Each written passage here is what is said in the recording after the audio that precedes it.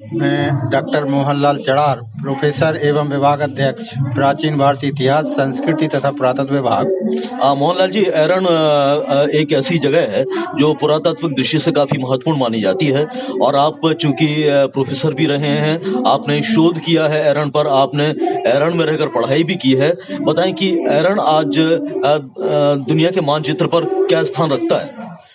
एरन एक ऐसा पुरास्थल है जहाँ भारतीय कला और संस्कृति अध्यात्म का एक अद्भुत संगम देखने को मिलता है और ये मध्य भारत का एक महत्वपूर्ण पुरास्थल रहा है। ताम्रपाषाणकालीन संस्कृति यहाँ से मिलती है जो हड़प्पा सभ्यता के समकालीन है।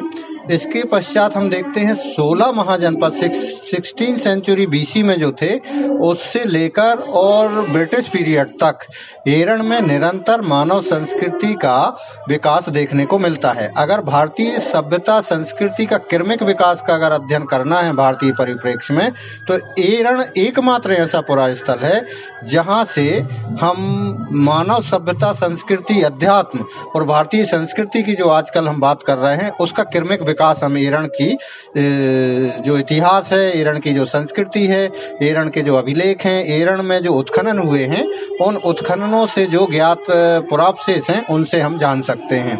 इसके अलावा एक बहुत महत्वपूर्ण चीज़ है कि यहाँ अशोक के समय से जो मौर्य शासक अशोक था, अशोक के बाद फिर शुंग वंश के बाद विदेशी शासक कुषाणों के यहाँ से बड़ी संख्या में सिक्के मिलते हैं और शक क्षत्रप शासकों के सिक्के ढालने के सांचे मिले हैं। इससे ये सिद्ध होता है कि एरन एक टकसाल थी और बड़ी टकसाल थी। यहाँ नाग शासकों के सिक्के भी ढाले जाते थे और गुप्त शासकों के सिक्के शक क्षत्रप शासकों की टकसाल में ही ढाले गए। ये बहुत महत्वपूर्ण चीज़ है।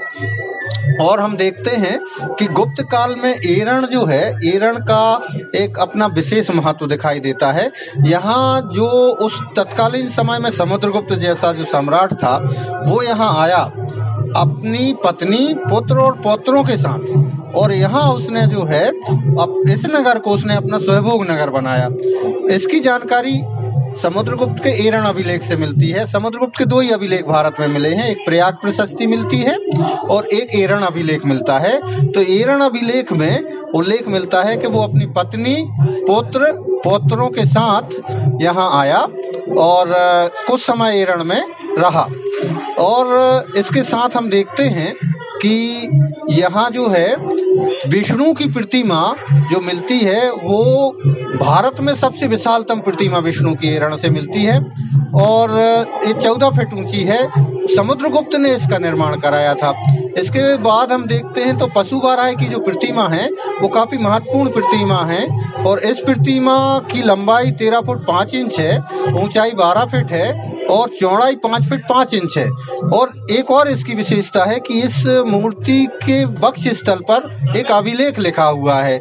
इस अभिलेख पर जो है ना, इस अभिलेख में उल्लेख मिलता है कि हूण शासक तोरमान का आधिपत्य क्षेत्र पर हो गया था और यहाँ का स्थानीय शासक धन्य विष्णु था। उसके समय पशुवाराय की मूर्ति का निर्माण कराया गया। मैं जानना चाहता हूँ आपसे कि अब तक ये एरन क्षेत्र क्यों उपेक्षित रहा और अब किस तरीके से इसके विकास की योजना पर काम किया जा रहा है? एरन आज से काफ़ी साल पहले विश्व विरासत की सूची में जुड़ जाना चाहिए था, मगर अभी तक वो लोगों का ध्यान इस ओर आकर्षित नहीं हुआ। हाँ, ये जरूर है कि भारत की ऐसी कोई पुस्तक नहीं है, इतिहास का कोई ऐसा विद्यार्थी नहीं है जिसने एरन ना पढ़ा हो, क्योंकि भारत का जो पहला सती स्तंभ लेख है जो अभिलिखित है 510 ईस्वी का, वो इधर से ही मिलता है। और यूपीएससी पीएससी के जितने विद्यार्थी तैयारी करते हैं एक क्वेश्चन तो आता ही आता है और रेगुलर आता है कि भारत का प्रथम सती स्तंभ लेख कहाँ से मिला। उसका सही आंसर एरन ही है। तो एरन के इतिहास की और पुरातत्व की अगर गरिमा की बात करें तो ये आज से नहीं, वो जो है ना 1874-75 ईस्वी में जनरल अलेक्जेंडर कनिंघम आए और उन्होंने इसको जो है ना बड़े स्तर पत्थर पर इसका यहाँ सिक्के खोजे। एक और आपको चीज बता दें, एरण से भारत का प्रथम अभिलिखित सिक्का मिला है, पहला अभिलिखित सिक्का मिला है जो ब्रिटिश संग्रहालय में है, 3री सदी ईसा पूर्व का है। मैं ये जानना चाहता हूँ आपसे कि आपने तो तकरीबन 12 किताबें लिखी हैं, आप पुरातत्व और इतिहास के प्रोफेसर रहे हैं।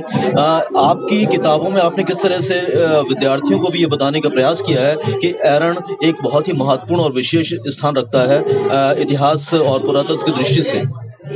एरण के बारे में अगर हम महत्व की बात करें तो ये भौगोलिक दृष्टि से काफी अत्यंत महत्वपूर्ण है, क्योंकि इस नगर को 3 ओर से बीना नदी सुरक्षित करती है और चौथी ओर सुरक्षा दीवार है जो ताम्रपाषाण काल की है, 4-4.5 हजार साल पुरानी है। तो भौगोलिक दृष्टि से ये सुरक्षा की दृष्टि से काफी महत्वपूर्ण रहा। एक तो ये, दूसरा ये राजमार्ग पर स्थित था। मध्य भारत का जो राजमार्ग यहाँ से गुजरता था, दिल्ली से लेके और मथुरा और झांसी और विदिशा होके उज्जैनी और भोपाल होते हुए भृगु कक्ष को जाता था, जलमार्ग को जोड़ता था। इस कारण और इसका ज्यादा महत्व था एरण का। और अगर हम देखें तो यहाँ जो है ना समुद्रगुप्त, बुद्धगुप्त, भानुगुप्त और ये जो पाटलिपुत्र में शासन कर रहे थे, वो लोग यहाँ बीच बीच में आते थे और उन्होंने अपनी गुप्त वंश में इसको सैनिक छावनी भी बनाया था।